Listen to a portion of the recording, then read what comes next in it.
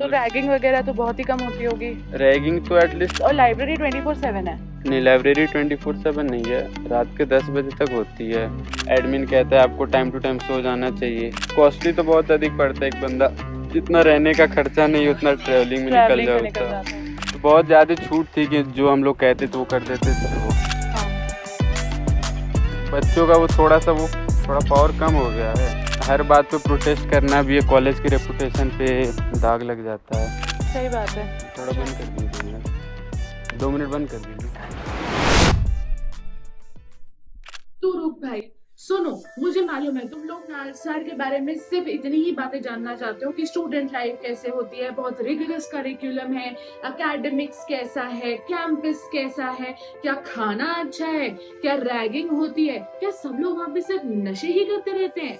और कुछ तो तुम में से मुझसे ये भी पूछते हो कि अगर मैम मेरी एवरेज इंग्लिश है तो क्या मैं क्लैट क्रैक करके नालसार और एनएलएसआईयू जैसे कॉलेजेस में पहुंच सकती हूँ। तो मेरी बात सुनो, वहां जाने के लिए तुम्हें सिर्फ और सिर्फ मेंटरशिप की जरूरत है, इंग्लिश की नहीं। Go to the link in the description and check that out. तो मैं इन सारे क्वेश्चंस का एक साथ मीनिंग एंड इनका आंसर ढूंढने निकली एंड पहुंच गई नालसार। नालसार में मैंने पकड़ लिया अपना बकरा, एंड ये बकरा was the sweetest guy. He belongs to a very humble background and from a very small city in UP. He is Robin, and Robin has told me everything that you need to know and that you need answers for about Nalsar. So watch this video till the end, and end में मिलेंगे boys hostel का थोड़ा सा tour लेंगे। नालसार मतलब as an institute सबको मालूम है सेकंड बेस्ट लॉ यूनिवर्सिटी है इंडिया में एनएलएसआईयू के बाद। लेकिन नालसार में ऐसा क्या है अलग जो सारे स्टूडेंट्स इतना ज़्यादा एस्पायर करते हैं नालसार को?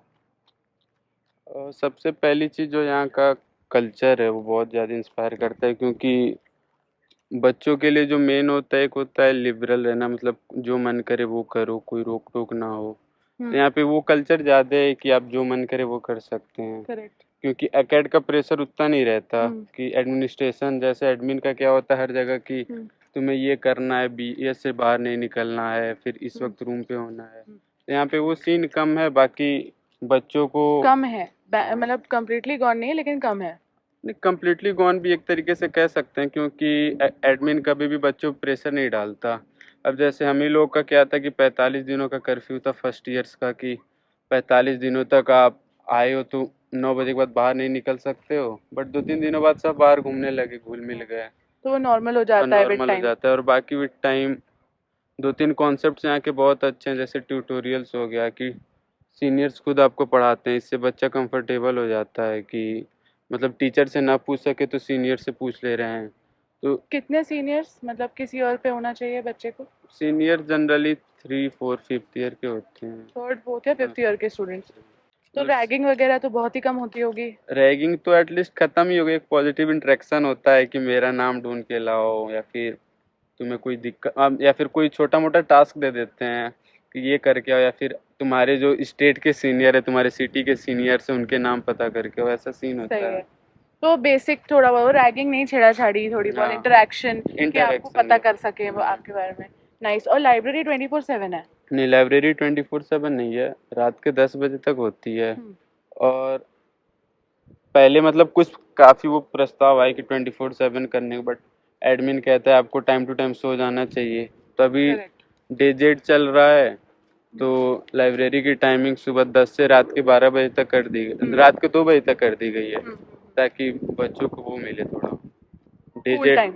हाँ, डे जेड मिल रहा है तो प्रिपरेशन करने के लिए, क्योंकि रूम पे थोड़ा उतना सही पढ़ाई बात नहीं हो है। पाता है, इतना कंसंट्रेशन नहीं बन पाता है। कोई कोई लोग ऐसे होते हैं कि रूम पे फ्रेंड्स हैं तो मस्ती कर रहे हैं, हम कैसे पढ़ पाएंगे? करेक्ट। बाकी काफी सबसे अधिक ऑल ओवर इंडिया में सबसे अधिक बच्चों का POP भी यहीं से हुआ है।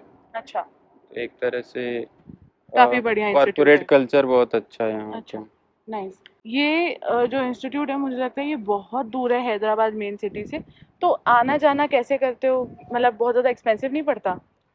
आने जाने के लिए कॉलेज के ठीक मेन गेट के बाहर ही यहाँ पे एक इसका ही टैक्सी स्टैंड है, रेट फिक्स है कि यहाँ से यहाँ तक जाना है, स्टूडेंट कमेटी डिसाइड कर लेती है करेक्ट। कि जैसे यहाँ से आपको सिकंदराबाद जाना है या फिर एयरपोर्ट जाना है तो 1000-1500, तो सारे फिक्स बंदे सारे बच्चों के पास लिस्ट आ जाता है। हम्म।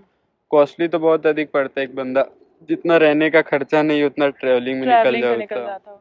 क्योंकि एयरपोर्ट से 80 किलोमीटर दूर है हाँ। और मेन सिटी से अप्रोक्स 25 to 40 किलोमीटर की डिस्टेंस करेक्ट। पड़ जाती है। Correct correct. और अच्छा, जैसे यहाँ पे मैंने देखा कि बहुत ज़्यादा ऐसे कोई जो बेसिक जो सामान खरीदने की दुकानें होती है, उसको अपन किराना स्टोर बोलते हैं, वो सब मुझे दिखा नहीं। कैंटीन भी थोड़ा ही बहुत है तो। जो बेसिक नीड्स हैं, डेली नीड्स हैं, वो स्टेडियम के नीचे फिर एक छोटा सा ग्रोसरी स्टोर टाइप है जहाँ पे हर चीज़ मिल जाती है अच्छा। आपको जनरली। ओके। यहाँ पे मतलब जो स्टूडेंट्स होते हैं तो उनका बढ़िया रहता है कि मतलब दबदबा ज़्यादा बच्चों का रहता है या एडमिनिस्ट्रेशन का रहता है? करंटली स्टूडेंट्स का दबदबा ज़्यादा रहता है, क्योंकि हर चीज़ अगर स्टूडेंट्स यहाँ पे अपना वो काम करना बंद कर दें तो एकेडमिक्स कुछ कर ही नहीं पाएगा। अपने हम वॉलेंटियर भेजना छोड़ दें तो हाँ। फिर एडमिनिस्ट्रेशन के पास कोई ऑप्शन ही नहीं रहता है। हाँ।